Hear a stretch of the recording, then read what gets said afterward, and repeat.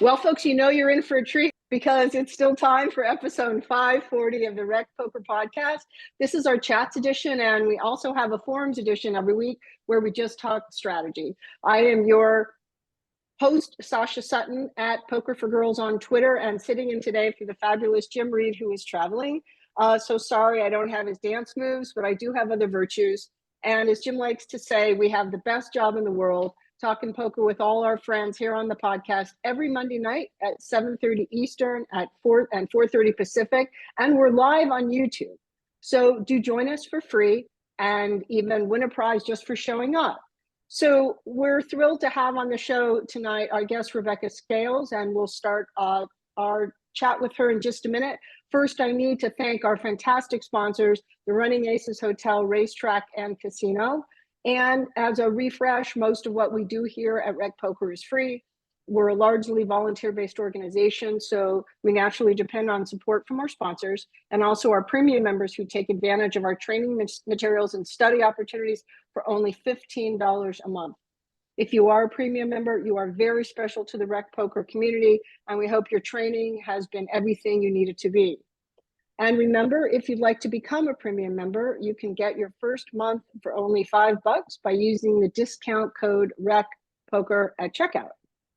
So here at RecPoker, we may play for fun, but it's more fun when we win. So we study together, we play together, we celebrate together, and it all starts with a free membership at rec.poker, where all it takes to join is an email address and a smile.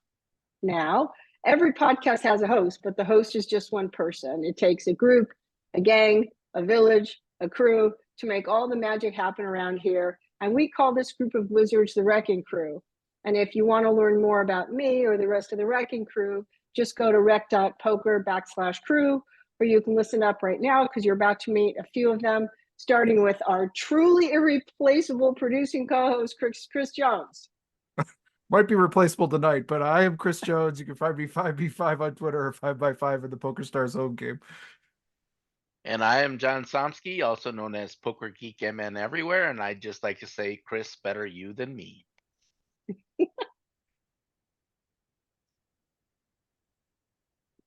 Rob? And I'm Rob Washam, and I'm Rabman50 just about everywhere.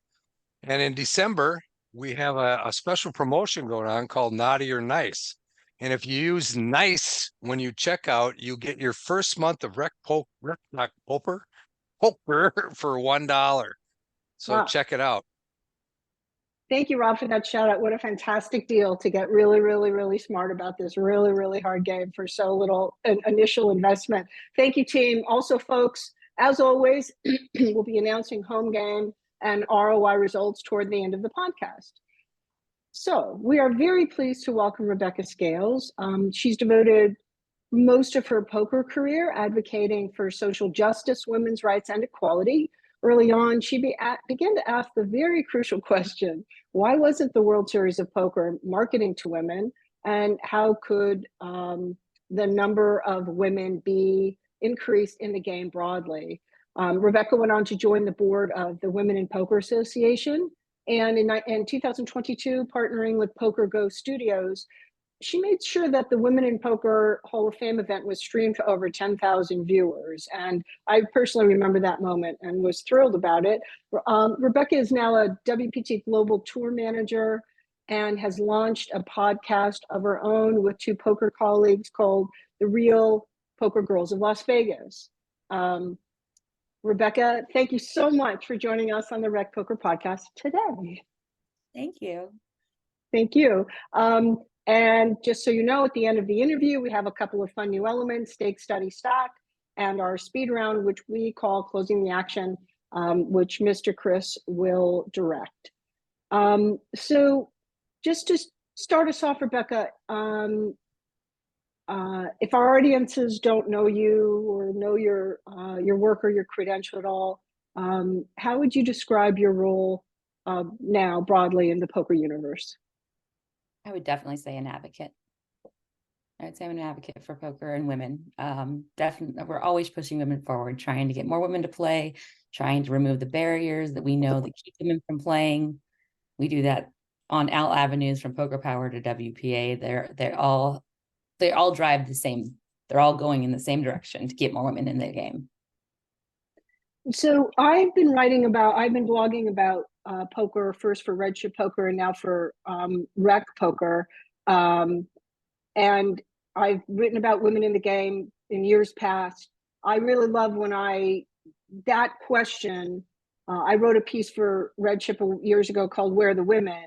And when you first started it, and I read in your bio, and you first started working with Caesars, and then you were exposed to the World Series of Poker, and you were saying, why aren't women marketed to? And that was always a question I asked. And I would look at these, and this isn't a judgment, but very, very masculine, hyper kind of the language of crushing and domination, and websites that were really just marketed to more of a male sensibility. From your point of view, like when you first started to think about this marketing question in terms of how the industry was or wasn't wanting or trying really to bring more women in, talk to us about that when you first started thinking about that question.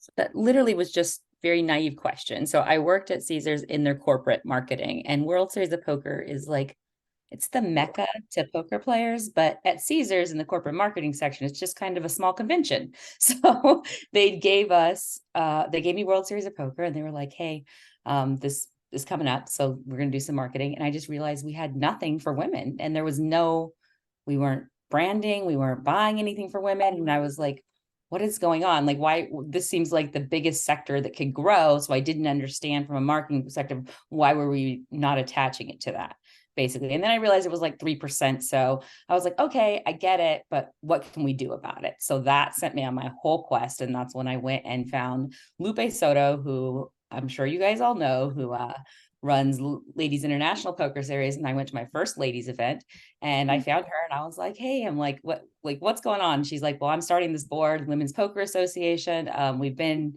I think they were around for like 3 or 4 months at that point. I can't remember exactly the dates, but, and she's like, why don't you join us? And so that's kind of how my whole journey started. I never had any intentions whatsoever of doing anything in poker, but I couldn't help it. Like, I was drawn to the game. I loved the game, and I've always advocated for women. So it kind of all just worked out for me.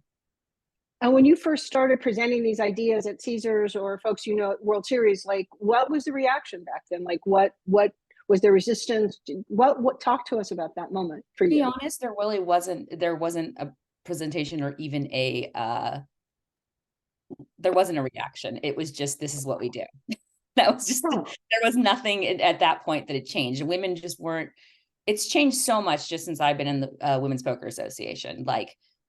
And since Poker Powers came along, they've really looked at the barriers and but that's what it took, because at first nobody was even talking about it. There wasn't a conversation around it, really. I mean, there was a few people saying stuff, but it wasn't enough people to say stuff that anybody was paying attention, including them.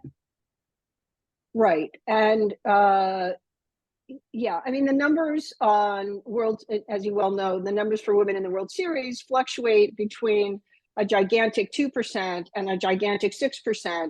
And Jennifer Newell and others have done some excellent reporting on these gigantic fluctuating numbers for women in the World Series overall, but even a 0.5 percentage point upward is considered huge progress. This question of women as the next big market and kind of ignored. And when you're saying, when you first became or just started to focus on the problem or the issue, what was your interpretation of the barriers for women in poker back then? I didn't know at first, and so we went out and we asked. Basically, WPT had done they brought all the women groups together, basically, and they asked a lot of questions. And then I know Poker Power and WPA have since done this, and we figured out that the 3 main barriers were, the first one was harassment or perceived harassment. The second one was social norms. And then the third one was just either structures or literally women couldn't leave their kids, and money and stuff like that would affect their daily things. So the first 2, I was like, we can do something about. I mean, the solution to the third thing is that more women should be playing cash, right? 100%. So, Yeah. I mean, yeah. no, I agree with that. I'm just saying, like, I can't give, like, we're still making 20% less in the whole economy is what I'm saying. So I can't give them more income, but I can Right. remove these barriers, make it more normal, you know, teach them to take more risks to where they feel comfortable sitting at a table and 100% sit down and play cash. I mean, yeah, I say that jokingly and not really jokingly or playfully at all, because I like dream of, like, I haven't even put any energy into this, but I've been jonesing for like an advocacy group for women on the cash side of the game, because there's so much beautiful work being done on the tournament side, and like lots of folks moving through the Poker Power ecosystem, and we're going to talk about that in a minute. Also play some cash, I'm aware of that, but I would love, I sometimes feel a little bit orphaned as a cash player. There's not that many women in the game, but each time I go into the room, there's a few more, the major rooms, and that's fantastic. I'm amazed how anybody learns how to play poker, and let alone play cash poker. So I'm always very honored when women are present. Yeah, it's a tough road. But I do think that cash poker gives women that on that third, and there's several ways that a woman's cash life can just be more manageable. I mean, this is just a tiny little personal comment, but like, ironically, you know, I've been really lucky in my career, both in Vegas and in New York, where I started, in terms of harassment, in terms of nasty moments. I've only cried twice, which is pretty good for several years, whatever it's been. But recently I dropped my earpod, right? Twice at two tables, like twice. They fly. These things just fly. I dropped them, and literally like 3 minutes the first table, and then 4 minutes the second table, like everybody just like stopped playing and like got on their knees with flashlights to help me look for my stupid little thing. And I'm thinking about the most extreme, horrible things that happen to women. And then I have like several men at two tables, like helping me find my earpod. So there's definitely extremes, right? I would say that the majority of the poker world is very positive, Yeah. but it doesn't take the majority of the poker world to turn a woman off to it. That's the problem. It takes one person that's being very negative, or the person that's allowed to continue to harass them, that will stop a woman from walking into a room. But I would say the same thing. I have a lot of positive experiences 99% of the time. Yeah. Yeah. No, I did have somebody who was somebody targeted me a few months ago, like out of the blue, not somebody I really knew, not somebody I'd played with. And I just sat down, and they just hated me, you know, and I just go into like absolute silence in those moments. Like, I'm so defended, and I'm like, you can't get a reaction out of me at all. But it was so painful and weird. And I left the table. I mean, I just took care of myself, and I went to the floor, and they said, we're here if you need us. And I was just kind of speechless at how vicious it was out of the blue. And again, I agree with you. I think that there's just tremendous positivity. I see men, and we all have it in our best interest. I don't know if it's the same on the tournament side. Like, you want to be kibitzing with like other cash players, right? I mean, you want to sort of have warm feelings, but you don't want people bluffing you too hard. And, you know, there's all kinds of other reasons to be friendly. But talk about before your intermediate period between you know, WSOP, and then meeting Lupe, and then the organization or organizations that you founded, and the work you've done before you got connected to Poker Power. Talk about that period for you. Before I got connected to Poker Power? Yeah. So was there something, did you create Poker Queen between? Oh, I did. Like, okay, so this is a bad venture. Well, not a bad venture, but I was going to create a clothing line for women in poker, and then I realized there's really just no money in that whatsoever. So I went back to my roots, and I just turned Poker Queen into a marketing studio. Oh, excellent. Okay. Yeah, and it's worked out for me. I'm constantly creating something, so I have something new. Well, we can talk about it later. But there wasn't a lot in between. I always did marketing, and I've always worked with everything Lupe does, from the Women Poker Hall of Fame. So anytime we did the TDA, everything I've done with her over the last years, between that and when Poker Power came along. So I'm on the board, and Poker Power says, hey, we're starting this new thing. And that's where that comes from, basically, because I'm on the board of Women's Poker Association. And we were working on Raise It Up at that point, which is where we have the zero tolerance. That was our huge thing. That was kind of my baby for the longest time. That was where talk about that. Talk about the Raise It Up campaign. So the Raise It Up campaign is zero tolerance in the room, and we get rooms to sign on, and we have advocates throughout the whole world, basically, that can, for other women to go to and talk to, or talk to those rooms. We have 2 people. There's one for WPA International, which is KJ, she runs the Hippodrome, who is amazing. And, yeah, I know, right? I love her. And then we have Christina Black, who took over for me for WPA domestic. And it's just a simple campaign, but it's so needed. It just says, hey, you're not going to be harassed. This is a safe room, and women feel safe to go play there because it has approval, because they've went through the training, and the room says, hey, we're not going to allow harassment, which seems just like it should be the baseline, but sometimes we have to say it. Yeah, I mean, the sentence, it should be the baseline, is an interesting sentence. Men have just a range of reactions, as you well know, to women seated, right? Yes. And women are still knocking on the door in some sense, and there's been dramatic change over the last, say, 5 years or a little bit longer. I consider this the golden age of women, the beginning of the golden age for women in poker, for lots of reasons.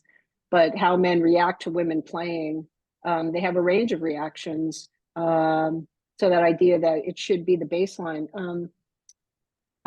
We've talked to folks on this podcast about,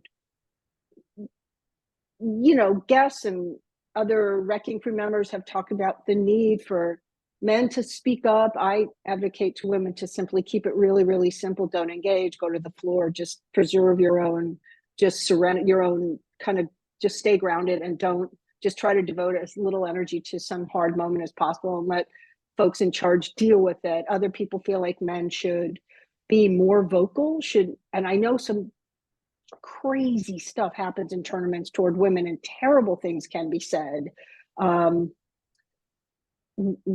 What's your feeling about how, and it's different in cash. I can get up and I can leave the casino. I can go to another table. I can go to 3 other tables. I can do whatever the hell I want. I can take a break. In tournaments, that's harder. What's your sense of how do you talk to women in a tournament context about potential verbal harassment and some very weird stuff that I've heard happens? Pretty much the same as you. We say protect yourself, go to the floor. That's what they're there for. You hope that men would stand up, but a lot of times they won't say anything at the table. Nobody will say anything when harassment's happening. I see it a lot of dealers too, women dealers, same thing. They will attack them. And because I play mixed games more than I play Hold'em. And if they're not perfect, they will, and sometimes they even bring like the fact of their sex into it, and it's just the fact that they bring it up, I'm shocked by. I'm floored. But I personally will always say something, but not all women feel comfortable, especially if it's a brand new setting for them. So like you, I say go to the floor, ask them for help, but sometimes I feel like even they don't feel comfortable doing that because they feel targeted after that, because they've went. So male players are sometimes verbally attacking female dealers if they make errors in their dealing? Oh yeah. Wow. Yeah. That's sad to me. Wow, that's incredible. So that's a reason it's supposed to be across the board. It's supposed to be for dealers, industry, everybody. It's not just for the player. It's just protection of the room. And we're not just saying for women. We're saying just make your room to where you don't allow harassment, period. No, I love that. You're right. I'm trying to, something. Yeah, I had a difficult moment with someone, and then I asked a friend of mine who's this physically gigantic guy and wears sunglasses, and he just looks so formidable. And I was like, do guys come after you? He goes, are you kidding me? All the time. Like I have to call the floor all the time. And this is, I actually felt better about that. I was like, oh, good. So I can take a little bit the gender out of it, right? But to your point, right, just zero tolerance for any kind of I don't have a problem with people kind of reacting to loss, or, a friend of mine plays in the Bay Area and somebody lost a big hand to him, and he just, the player was just like walking around muttering to themselves and circling the table for a little while. I mean, things happen in the game, as you all know, but this is, I love that you guys are sort of on this question of safety and protection for all players and not just for women. So for folks that don't know, Poker Power is a brand that started in 2020. They are committed as a brand to teaching 1 million women across the world how to play poker, and to then be able to integrate the many fantastic skills that women learn in their poker lives, in their business and or corporate and or entrepreneurial lives. I consider Poker Power like an absolute force of nature. I first learned from a woman in New York who had a similar business model. This was a decade ago. So I was pleased that Poker Power locked onto the idea, and with its resources was able to just create the scale that it's created. Rebecca, talk about your experience with the brand and how they found you, and just talk about your relationship. So I was actually there the day that they called Lupe. I was at Lupe's house and they called. They're like, "Hey, we're gonna have this. We're thinking about starting this new business." And at that point, we were going to work with high schools, and then a pandemic happened. So, so that plan went right out the window. And I was on the board, and they were like, "We need some teachers. That we need women that know how to play poker and that could teach." So my background, I have an education. Well, I have a human resource background in my degrees. And so I was like, well, this kind of fits what I do. And I know how to play poker, and it's very basic. So I'm like, okay, let's see what this is about. And at first I wasn't, I was just like, I don't know, we'll figure it out. And we really figured it out. we went from this idea of high schools to teaching 40,000 women. I think we're in, I'm going to say it wrong. We've been in several countries. I know personally, I've taught in Malta and in Africa. And we've had I don't know, I've done everything from teach at Harvard University to sit on the NASDAQ and get to teach those women. I mean, these are amazing things that we get to do. And the fact that to watch these women, you can see it. You can see when you're giving them the skill, and these are very educated women most of the time, like at the top of the level, and they don't want to sit down at a poker table because it's intimidating to them, because they're good at what they do.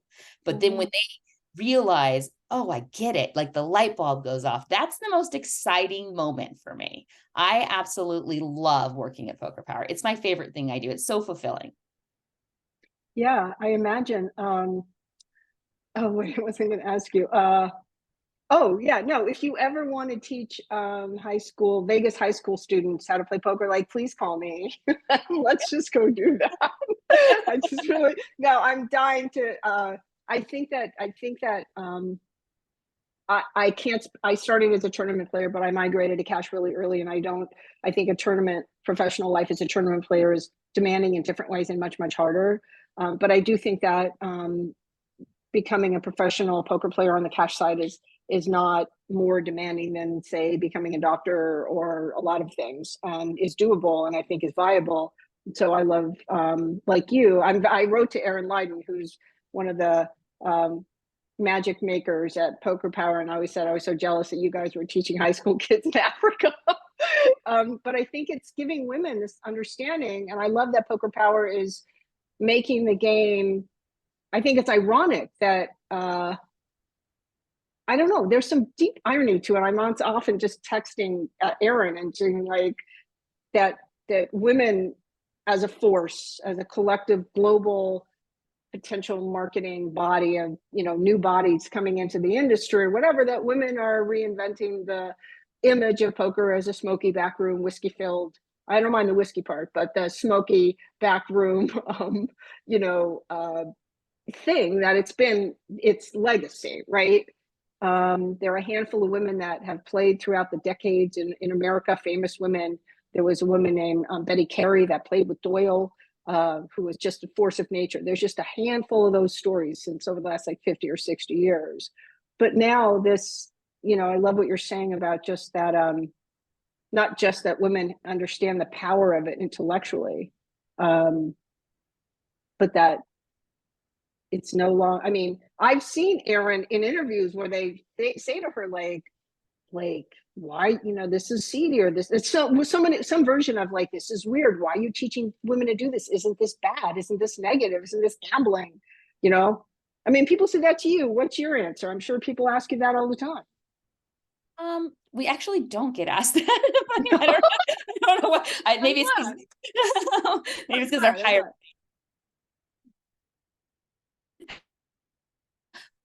But Um, you know, Wait, Rebecca, you froze for like 1 second. Can you hear me okay? changing as a social norm. They are making it mainstream. They Wait, hold are, on, we're Rebecca. in, Can you hear me? Yeah, well, you froze for I just can a hear you. second. Could you just repeat what you just said for like the last 30 seconds? Because you were frozen. Okay. I was saying that you hit it on the head, that poker power, that second barrier I said earlier was the social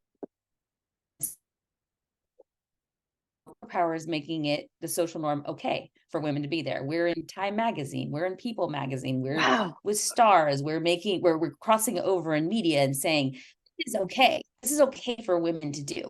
We can sit at the table with men and we can do this, and we can do it in a boardroom or we can do it in a poker room. Because when we played, even though we were sitting in the Hamilton room, which we're talking about since Hamilton made that room, like all the way back. And these women had not played in that room because, one, they weren't allowed on the floor for decades. I mean, it was ridiculous. And then when they were, that was still that barrier of entry because they felt like they weren't accepted there. And now we're getting down and those deals are being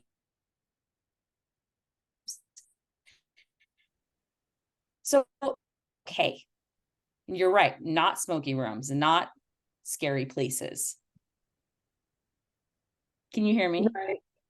We can. Let's just keep going for a moment. We might ask you to like go out and come back in again, and then we can talk for a minute. But let's just keep going and say you're okay for right now. So you're going in and out a tiny bit, but right now you're fine. Yeah. Rebecca, how about can you hear me still? I could. Can you You were hear me? cutting up for a second. You're good now. Okay, can you leave Chris, is this a good idea just for her to go in and come back, go out and come back in again, just to sort of change up your connection? Sure, let's try it.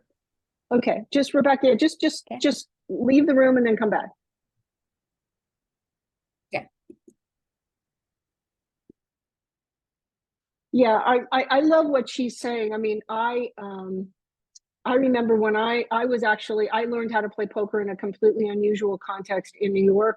And I went to a corporate event to learn how to play poker like 10 years ago. And I remember being there and with all these like high-powered women from Wall Street. And I remember just what Rebecca was saying, you know, just kind of how it, you know, how it gave me that sense of power. Rebecca, I was just sharing when I learned in a corporate context in New York, and I had that same thing, what you just described. I was so competitive that day. I'd never played. And I was just a maniac, right? That first day, I was so angry that I didn't win, you know? And I was so angry that this other woman that I thought was just a big idiot won, you know? And I was just like, the game like created a monster in me so fast. I'm like, oh, I guess I'm supposed to be here. You know, I guess I'm supposed to be in this experience. But you were saying before you left us that it's, yeah, the reinvention and women feeling that what you're describing, you know, you're teaching women with women. For those women that are part of your cadre that are also playing tournaments, and in addition to taking the skills into their corporate lives, and how do you talk to them about, you know, going into a real game with men in a corporate context? I mean, in a tournament context or a cash context, how do they take that on if it feels hard or if it feels overwhelming? We don't do any money transactions or really talk so much about actually joining a live game most of the time at Poker Power. Those conversations are usually held more like with the Women's Poker Association. They'll usually, women that want to be take just from the corporate setting and go into the live, they find themselves in these women's groups and they find themselves studying and they really get engaged and they go and find the groups. And there's so many, like I said, Women's Poker Association, those are the women, the advocates that'll help you and tell you, like, this is how you do it. This is how you walk in. This is how, you know, because those little things matter. Like just walking in a room is scary sometimes. It's intimidating. When you're the minority, that's intimidating. Yeah. John, did you have a question? Well, I was just gonna bring up, I think you mentioned women starting out in tournaments, and I actually think that tournaments are a more inviting environment, or can be, to any recreational player, because in a cash game, you're sitting there with a bunch of money in front of you, and it's all about exchanging that, and that can be a very intimidating thing. Whereas a tournament, it's more like you've paid your money for your entertainment time, and you have a certain amount of time you're going to get your entertainment, and they gave you these chips for it, and perhaps you'll get some money back out of them. But I think for all beginners, that's a less intimidating way to be able to play. However, you do have the point about it also is more time consuming, and there are more constraints around tournaments. I mean, it's just not as freewheeling as cash games are. So that's basically what I was going to say. One of my first tournaments I played at Red Rock, I was doing very well, and then I realized I had to go pick my children up. So women sometimes have things they have to do, which makes it a little harder to play in tournaments. I'm not saying that's always a thing, but yeah, I didn't know the time commitment it took, to be honest. I do now. I look at structures and read them and teach other women how to read them. But at first I had no idea. I thought I would just go play, and then I could leave when I wanted. So yeah, the time commitment in tournaments is really demanding. And, we've had folks on the show specifically, we had Matt Savage on the show recently. And, he was so generous and so inviting for folks to come find him anywhere in the upcoming Win series, which is happening right now. Just to ask basic questions, like if this is your first time tournament, and all the mechanics, especially in cash, or going into a room, or in tournaments there's paying, and all just a million things to kind of keep in mind. Rebecca, if talk about how folks can engage with Poker Power. For example, I appreciate the mission statement of the brand and the organization. And I also just want to say parenthetically, Poker Power is one of the few brands on earth that markets to women in poker. There's literally 1.3 others or something. But hopefully that will be changing. If a woman comes to Poker Power and says, I don't have a hard charging corporate life, and I would like to learn how to play, are those women also welcome? 100%. We have a Okay. community of everybody. We have our Zoom classes. We have our corporate clients that hire us to go and do live events, but we have a very strong community of women that play. We have an app that you can play on. I think it's great because you can play at any comfort level, basically, and you're playing with all women in there. So that's really helpful. So no, we have women that just I get that all the time. I just want to learn to play poker. And I always send a Poker Power. Nice. That's the best way to do it. Like, it's real. I wish Poker Power taught me to play poker when I was around. So when I first started, I wish there was one. Did you first start in Vegas? Where did you first start? My grandma taught me to play poker when I was younger. I didn't realize that it was called poker. We played for M&Ms, and then because she wouldn't tell me probably it was poker. She was very competitive, and she never let me win, which is probably why I'm a good player now. Then I started playing after I told you about the World Series of Poker. So I used to play this Sam's Town, across town, had a little $60 tournament, and I played that thing until basically till it left because of COVID. I played it all the time, and I just would learn, and I felt safe. Like you were saying, it was great. My $60, and I was able to make moves and figure it out. And I tell women all the time, if you're going to do something like that, do a little tournament. It doesn't have to be something major. You don't have to go play the $1,100 win on your first event.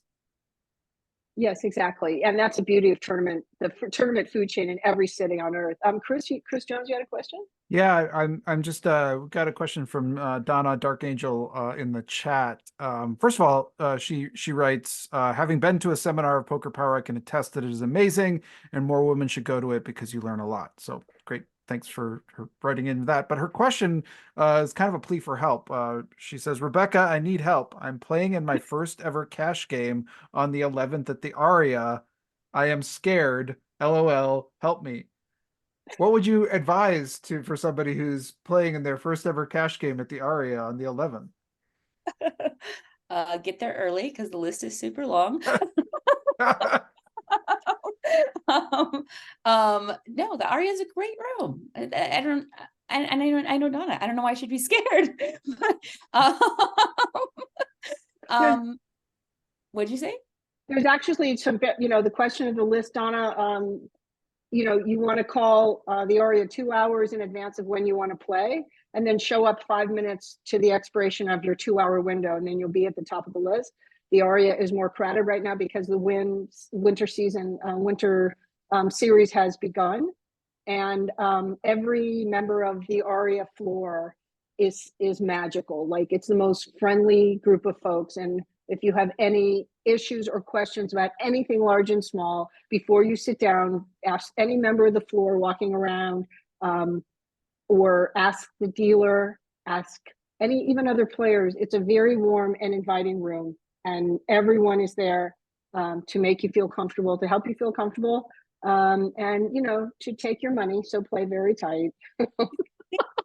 That would be like my first comment about the Aria.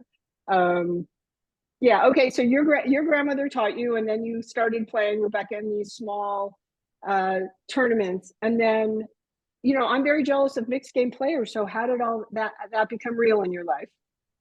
So again, Lupe, I'm in Houston. I'm in Houston, and she's like, and I'm very naive. I've never really, I'm just kind of playing Hold'em for a bit, but don't know much. She's like, we're gonna play Omaha, and I'm like, okay. And she's like, you'll get the hang of it. You're good at Hold'em. She's like, no problem. Come sit with us. Well, she didn't happen to tell me that everybody at the table was a Hall of Famer besides me. So because I'm playing with Linda and Jan and Lupe and Della, and I had no idea whatsoever. Yeah, it's best that way. I've been, honestly, then I think being a little naive helped me, but also those are the people that have been my support system and taught me. So I'm very lucky in this way. I say living in Vegas, you get the best sometimes of people. I think Jeannie David took me under her wing in mixed games, and I'm in a horse league, which I feel like I'm playing with all pros and bracelet winners, and I'm definitely on the younger end of my horse league. So, but I get to play with the best in the world. So I think I get a lot of experience to learn from that. You do, and like what Phil Ivey said when he was first starting out and sneaking into one of the casinos in Atlantic City, he played against people who were much better than him until he would learn to beat them. So yeah, I appreciate what you're saying about mentorship, and some days you want to be the windshield and some days you want to be the bug when you're learning, right? And you just toggle back and forth. Yeah, you can't, the best players at the table are not going to buy you a Maserati, but the best players, they're not your targets, but they are your teachers. And it sounds like you've had a wealth of training from them. 100%. And I know I'm doing good. It's hard in Vegas because, like I said, I'm playing with the best. But then I go to Australia. And I'm playing Crown, and I sit down at the table. And first of all, the dealer asked me if I'm lost, because it's a PLO table, because he thought I just got lost accidentally. And I sit down with $200, and in about 8 minutes, I have $1,200. So I'm like, I'm good. I'm learning from the best. So I'm like, I'm good. I'm doing fine. So it works out. I call PLO the craps of poker. I have a lot of friends that, it just seems the variance in the game and just the swings in people's stacks. And, usually there's the most energy at the PLO tables, and some yelling and carousing and things going on. Rebecca, before we get to our bonus rounds, is there anything you want to mention to us about projects you're beyond Poker Power that you're thinking about working on, focused on, or events that are coming up you'd like our audience to know about?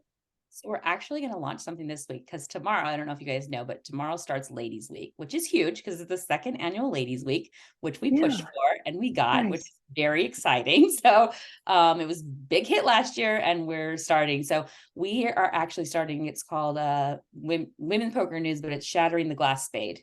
And so we want to start a media company that basically women take in media differently than men. And as much as we love our hand histories and stuff like that, women like different things. There's a reason that Bravo and TLC and these Hallmark channels are around. So we're going to start it, and we're going to start it at Women in Poker Festival, the one that at Resorts World, because, well, we're at home there and it's easy for me because that's with Lupe, and I feel comfortable and I can kind of spread my wings and figure it out there. Wow, that sounds so great. I love that perspective, and especially from a marketing perspective. And you're right, women do. A very prominent elite player and coach once said that women learn differently, women absorb the game differently. I never forgot that. I can't really, I don't have a training school like he does, so I couldn't really put some meat on the bone of that comment. But I love what you're saying about women consume media differently. They consume potentially, from what you're saying, poker content differently, and you're doing something about that. So thank you so much. At the end of our bonus rounds, Rebecca, we're going to ask you to give us contact information. But Chris, take us through these fantastic things. Yeah, well, I have one more follow-up before we get to the speed round. Rebecca, can you just say a little bit more about, I mean, like, that sounds amazing and exciting and really cool. And can you just say like a little bit, maybe you can't tease this yet because you haven't announced everything, but like what kinds of media can we expect to see from this? Or is there a kind of story you're looking to tell, or a kind of like format that hasn't been explored before that we might see through this? Well, I think there's a mainstream part too. And I think like here in Vegas for sure, like we have socialites, we have poker socialites, poker Twitter's taken on its own thing. We have women that go out and do things all the time. And I'm lucky enough to be around. I'm on the board for Poker Gives. I'm on the board for WPA. I travel internationally with poker for WPT. So I get to see all of these different things. And I just think that it isn't covered enough. And women don't get coverage. A lot of times they don't even know who are there in the room. And this is not to take away from any poker company out there, media company, but a lot of times they just don't even know what's happening in the women's world. And I do know what's happening in the women's world, and I have access to it. So I just want to bring a different perspective to it. It sounds, that sounds really thrilling. I'm glad you're doing it. Launching tomorrow. So all right. Well, I'll keep my eye out for the scoop. Keep my eye out for it for sure. All right, so we're going into the speed round here. There's two sections of this. The first one is the one we call stake, study, or stack. And you know, there used to be a kind of a childhood game that we all used to play that was like about who you might want to spend the rest of your life with, who you might want to have a one-time fling with, and who you might want to sort of do away with in nefarious means. This is more about who do you want to sort of join up in the poker world. And I am, since you're involved with the Women Poker Hall of Fame, I'm going to pick 3 Hall of Famers here. And you have to pick one that you want to stake in a tournament or a cash game, one that you want to study or learn with, and then one that you just want to take all their chips. You just want to stack them at the table. Okay. All right. I'm going to give you 3 names: Kathy Liebert, Maria Ho, and Lupe Soto. Okay, wait. Stake, study. What was the last one? Stake, study. Stake, study, or stack. Okay. Maria Ho, I want to stake. Lupe Soto, I want to stack.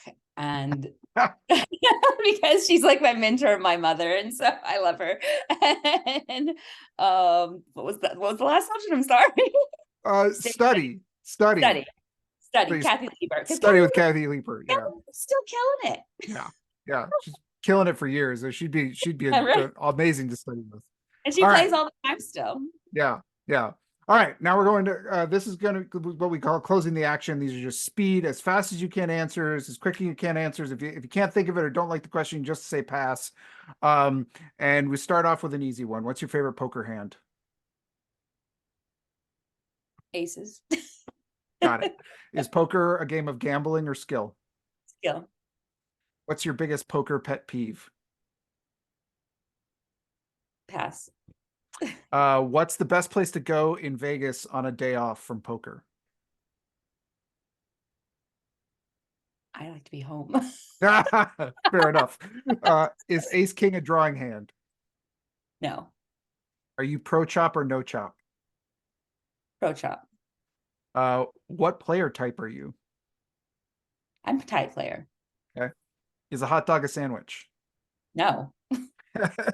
What's your favorite childhood family holiday meal? Enchiladas. Should vacations be lazy or busy? Lazy. What's your favorite mixed game? Omaha. Yellow light is coming up. Are you slowing down or speeding up? Speeding up. Nice. Who is your poker nemesis if you have one? Pass. I don't have one. Okay. What's your favorite poker venue? Win. Okay. And our last question, we can take your time with this if you want, but what's so this can be a longer answer if you'd like, but what's the one thing that the poker world needs to do better or differently? They need to grow the game with women. Got it. So, Yeah. yeah. Love it. Love it. All right. So thank you, Rebecca, that you're off the hot seat. You scored an amazing 751 points. So congratulations. And I just thank you so much for being part of the show tonight. Folks, you can start typing in the word food bank into the chat. And we'll start doing the drawing as soon as we say goodbye to Rebecca. Rebecca, if people are interested in some of the projects you're doing, interested in your podcast, interested in Poker Power, interested in any of the other things that we've talked about tonight, what's the best way for them to learn more or get in touch with you? You can find me at Poker Queen LV on Twitter. They all have their own websites. The Real Girls of Las Vegas of Poker. I'm sorry, I said that wrong. The Real Poker Girls of Las Vegas. And then the other one's going to be Women Poker News. That's going to be the Shattering the Glass Spade. That's going to come out tomorrow. I'm going to launch it tomorrow. So Great. And we'll put some of this in the show notes too, if people are looking for those links. With that, I'll turn it back to Sasha to kind of close us out, I think, or am I closing us out? No, I just have one last question, Rebecca. Just did you, in terms of your podcast that you folks are doing, do you have a particular focus on the pod, or is it broadly issues for women, or how are you guys structuring that and approaching that? it's broadly issues for women. It's just us talking about women, the things that we know. We all come from a little bit of a different perspective. Lupe's obviously knows everything about women in poker because she's been around and done it all pretty much. And then it's with Tatiana Fox, my other best friend in Australia. And she has been playing poker about as long as I have, but she's a mixed games player also. And she wrote a book with Rob and Michael Mizrachi for Horse. And then there's me that has every poker job out there. So we just bring a different perspective. Well, I'm happy to know that you're connected to the grinder, because I met somebody at a bar recently and they said they were connected to Michael. We want to invite him on the show. So if you want to pass that along, we would be really honored. But we want to thank you so much for spending some time with us, and your credential is beautiful. And I'm personally, and I know we're all very grateful for all the work you're doing every hour, every day. So thank you so much for being on the RecPoker Pod. Thank you. All right, and I think while people are typing, so thank you again, Rebecca. We're really grateful for you to being part of this. And again, folks, if you're watching us live, you can type food bank into the chat. Food insecurity is a problem that faces lots of people you might not expect. You can type if you want to go out and help some folks, you can type food banks near me and make either a cash donation or just a gift of some non-perishable food items, and it goes a long way, especially this time of year. So while you're typing food bank into the chat to be eligible to win, we're going to start going over some of our home game results. Again, thanks to our guest Rebecca and John. Let us know who are some of our winners this week. Well, on the before we start, I wanted to just mention that coming up here in December, we have some extra TOC events. So the Tournament of Champions for the No Limit Hold'em Championship Series will be on the third Wednesday of the month, December 20th, and the Mixed Game Championship TOC will be on December 27th, the fourth Wednesday of the month. And then on November 27th, Ivor Big One got his first nightly victory for the year. Roadstar 33 got his fifth nightly victory for the year.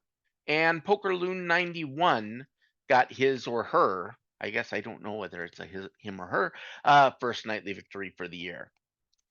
PetBet33, Kim Kilroy, got her first daily mixed event victory for the year. Dan Resg, Daniel A, got his second and third international victory for the year, sweeping the day for international victories. And then Oslo Burger, Don Tron Vidar Stensby got his first LPP victory for the year, so he can contact info@rec.poker for his free month at Learn Pro Poker. Thank you, John. That's an impressive list of winners there. Some old standbys for sure.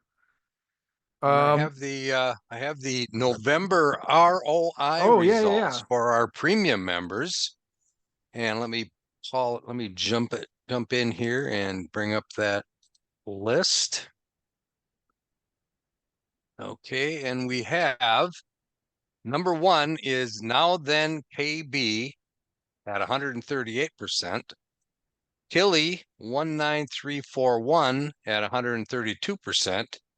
B-Chip is third with 107% ROI. Fergie 56 or PetVet 33, whatever you want to call her, at 95%, and Max Chaos 2112 at 64%. Wow. You get over 100% ROI, and you're really cooking. You're cooking, yeah. And keep in mind, you have to play at least 4 games in the month to be eligible for the RO and be a premium member. Yep.